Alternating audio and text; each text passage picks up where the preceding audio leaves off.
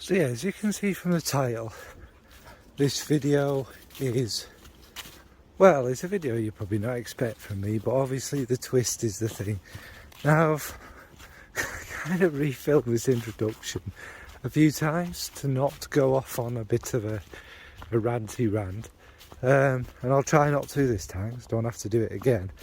But yeah, you know what the video is really about, isn't it? Fragrances are, I'm not going to get into it, fragrances are for everyone, and anyone can wear anything if they feel like it suits them. Why not? It's just a smell. It's most bizarre, and this seems to have made it didn't fade away, but there was a kind of, don't know what the word is, a kind of common sense or whatever about it. And then the bigger influencers seem to have brought this back, that this fragrance is for this gender, and this fragrance is for this gender. If you're not this gender, what are you doing wearing this? Anyway, this, believe it or not, is the calmer version. And it's up to you what you wear. It's all nonsense, really, isn't it? It's just a smell. Anyway, keeping this very, very brief, I'll get into the video. So first up on the list is going to be Chanel Coco Mademoiselle. We'll go for the Intense because I've got that one, although I think the original is good enough. It's basically a kind of fruity patchouli one, but there's got vanilla in it. And vanilla seems to be a note that's come in more and more. Obviously it's one of the most popular notes and it's always been there. It does seem to come in as a stronger note more and more recently. Well, I say recently, you know, over the last decade or so. And this fragrance, it's fruits, like I say, fruits, patchouli, vanilla, bit tonka, that kind of thing. And it's very easy going. It's quite cozy, it's quite bright. Now patchouli can be quite an edgy, quite a big note normally, but in this one it kind of sits under it. But obviously with the original, we know what the original is. It's very famous for its patchouli and fruits and whatnot. And it's kind of a classy one. It's an easygoing one. It's a good daytime one, to be fair. It'd be good for work during the colder months, or you could wear it in the warmer months on like an evening or something like that. Kind of casual jeans fragrance, even a little bit dressed up, I suppose. But yeah, that's Coco Mademoiselle Intense.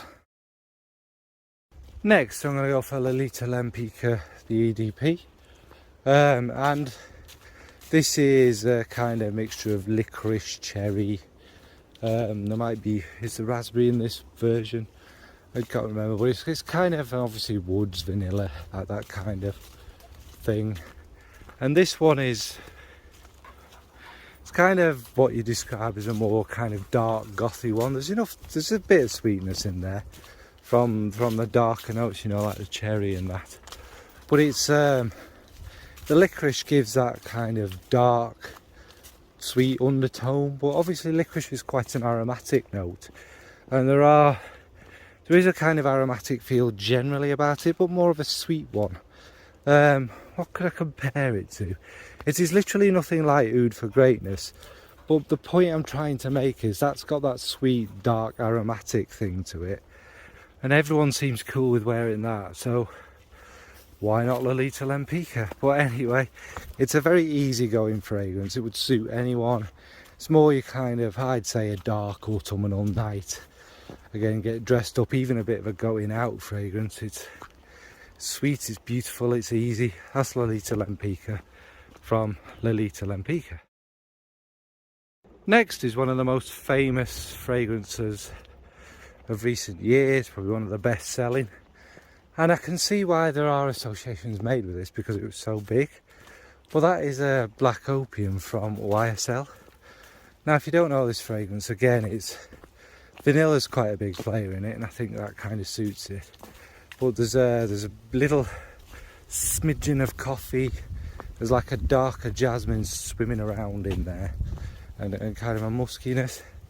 and it's a very kind of inviting, warm, tender, even a bit sensual kind of fragrance nowadays. The DNA is a lot more common than it is in a lot of fragrances, that kind of coffee, jasmine, darkness. And it's beautiful, it's easy to wear. If you like your coffee fragrances, perhaps not for you, because again, like I say, it's only a splash. But it's if you don't like your coffee fragrances, I think it's good just to have that little bit of a nod to have had a cup of coffee 2 days ago or something like that. And again, it's more about the vanilla, the darker jasmine in there, the darker florals. Just very easy to wear, very enjoyable, and again, another great evening scent. So that's Black Opium from Wyatt. Next is a drop Dissy from Issey Miyake. This is actually what I'm wearing today. Perhaps it's more suited for the warmer weather, but again, it's quite an aromatic fragrance, quite aromatic, soapy. Now lilac has that kind of dry, herby kind of feel to it, doesn't it, really? And yeah, it's kind of dry, herby. It's a bit spring-like, but it suits the days like this. And that kind of syrupy purple sweetness keeps running through it. Now there are a lot of notes. There might even be lavender in this one. And it's quite woody, but generally it kind of dries down with that kind of almost herbaceous purple sweetness and the soapiness running through it. Maybe even a little bit minty. I don't think there's any mint or anything listed in there. But again, it's just a nice easy one, a good daytime one really, this. It's not going to offend anyone, it's not too sweet, it's not too obnoxious and in your face. And obviously lilac just has that the sweet, natural kind of herbaceousness, doesn't it? Even though is it a flower? Yeah, it will be a flower technically, won't it?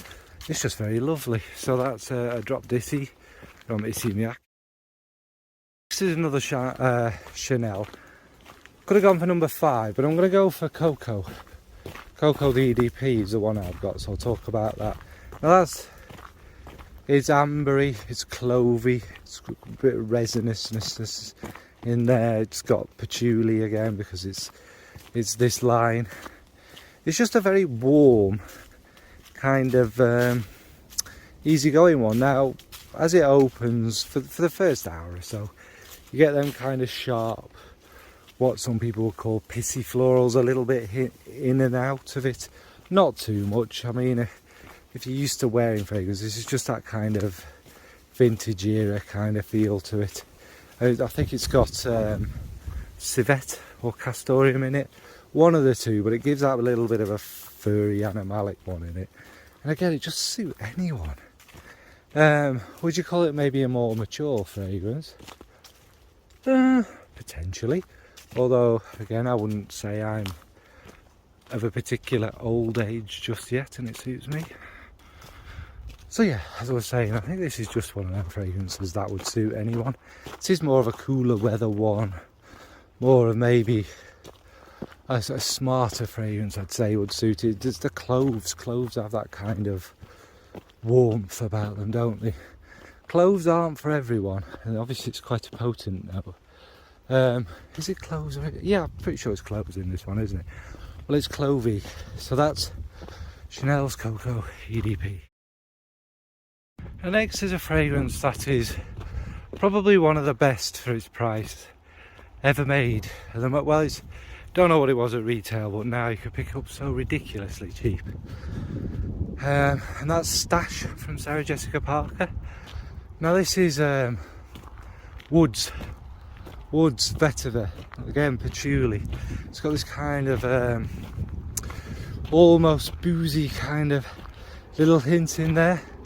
I don't think cypriol's in it, but it has that kind of dark, dank cypriol greenness in there. And it's basically all about the woods. It's a little bit creamy. It's very classy. The vetiver in it is probably the star player in it. And I think there's a couple of types of vetiver in there. So yeah, I don't need to waffle on too much about it, do I? I think pretty much we'd all know what Stash is. It's no masterpiece, don't get me wrong, but for the price and the fact it's a celebrity fragrance, does make it stand out because it's interesting. It's not your usual sweet, saccharine sugar bomb or anything like that. It's very classy and very elegant. And again, suits anyone. So that's Stash from Sarah Jessica Parker. Next again is another very famous one that obviously we all know a lot about. Some call it a kind of dupe for BR540, if you like. That's Cloud from Ariana Grande. So it does have that nod to that because it has certain similarities with the notes, but this has this kind of whipped cream fluffiness in there and a freshness from the lavender. It's really quite lovely. Yes, it's a little bit synthetic, but it's an easy to wear, fun one. It's slightly more lactonic, probably because of the thick cream in it as well. But it's just a really easy, pleasurable one to wear. A tiny bit of muskiness. It's one you'd wear, you know, if you're off out to the supermarket or somewhere like that, or just spending a day with family. It's a very likeable kind of mass appealing one.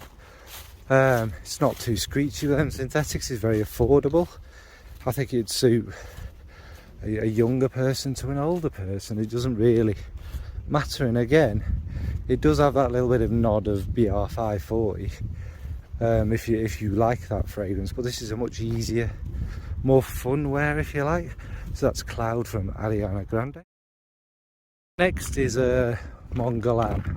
It's one of my favourites from Galan actually. There is Mon Galan Intense, but that's it's smoother in it, as you can imagine, and it's a bit in the same way Coco Mademoiselle Intense kind of rounds off the edges. That's what the Intense of this does. But Mon Galan, the original, such a beautiful fragrance. It's your girl in aid, of course it is. It's Galan. So it's got them creamy notes. I'm pretty sure it's got tonka. Of course it's got tonka in it. Obviously vanilla. A very fairly nice prominent woody base in it. But it's the lavender. And the lavender is not my favourite note, but in Mon Galan it's sweet. Sharp is not the wrong word, but it's fresh. It's more of an aromatic kind of lavender with sweetness, not quite very herbaceous, but it's not dry or what have you. And in Mon Galan it all comes together with that famous Guerlain, and it's just beautiful. It's so classy and elegant to wear.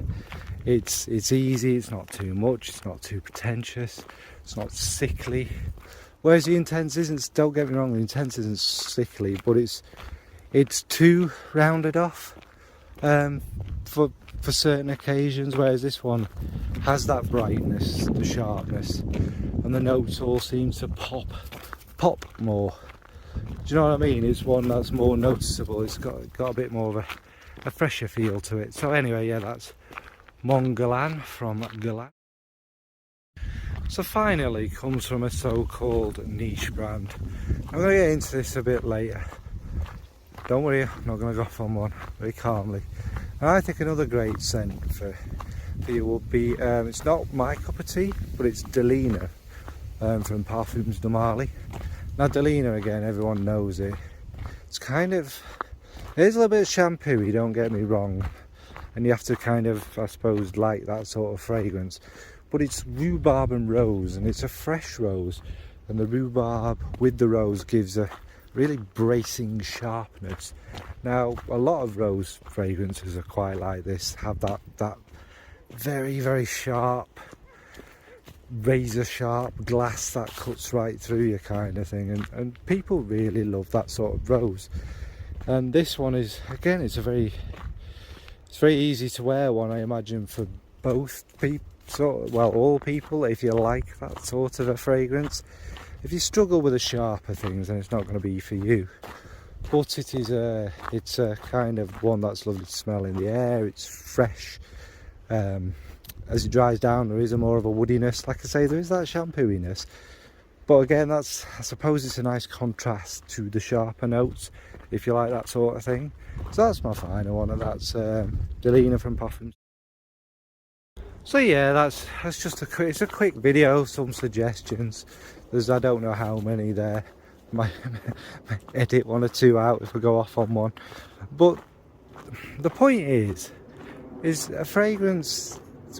I don't know why I need to say this. Fragrances are for everyone, and different things suit different people. This gender thing is just so, well, it's not only just really old-fashioned and archaic and a bit stupid. It's just, what does it even mean, really?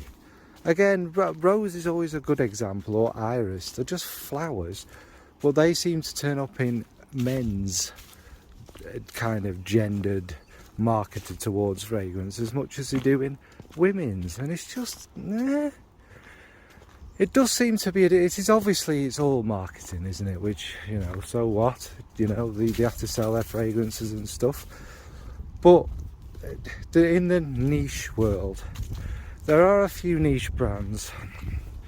Well, what do I mean by niche and stuff? All I mean is that they just specifically make perfume, isn't it? That's what niche used to mean.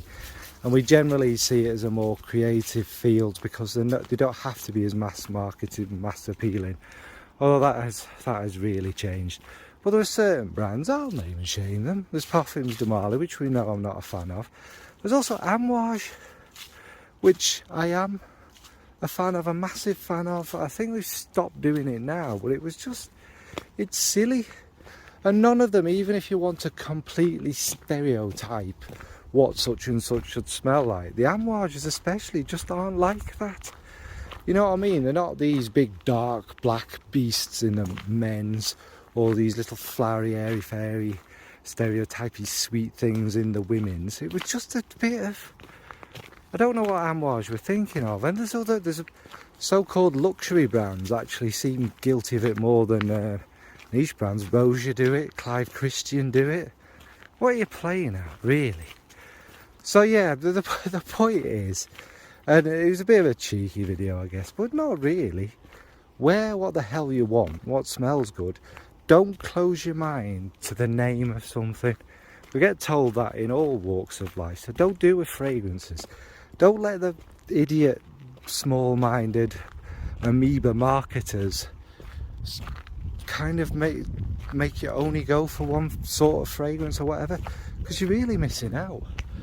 I mean, I could have had Mugler's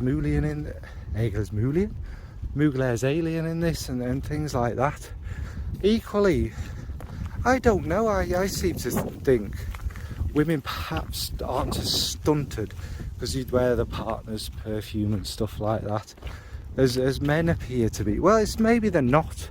Maybe it's just the marketing is so intense with them sorts of fragrances. It's madness, isn't it, really? I mean, I've had partners who wore my perfumes. Obviously, I've wore Black Opium an awful lot. I don't get it. Anyway, it was just a kind of, not flippant. These are great fragrances and they do suit anyone. It's just a top list of great fragrances. And I always say this, be assured, I haven't, well, I have actually grown some boobs of late, but I think that's more to do with old age and being out of health than wearing so-called ladies' perfume. And I'm pretty sure I've never heard a woman complain she's grown a todger because she's wore Sauvage or something. But anyway, it's just my opinion. It's just a bit of fun. It's not that serious. I've behaved myself. You know, I've mellowed out, haven't I, with all of this? We've just seen it here and there. You know, whatever. So what about you? What fragrances that are marketed towards specific genders that aren't your specific gender do you like wearing? I mean, there's loads, isn't there? We all wear whatever, don't we? I think the public, the mass people are growing out of this, whereas the old-fashioned, good old capitalism takes a long time to move, doesn't it, really? All right, thanks, folks. Bye.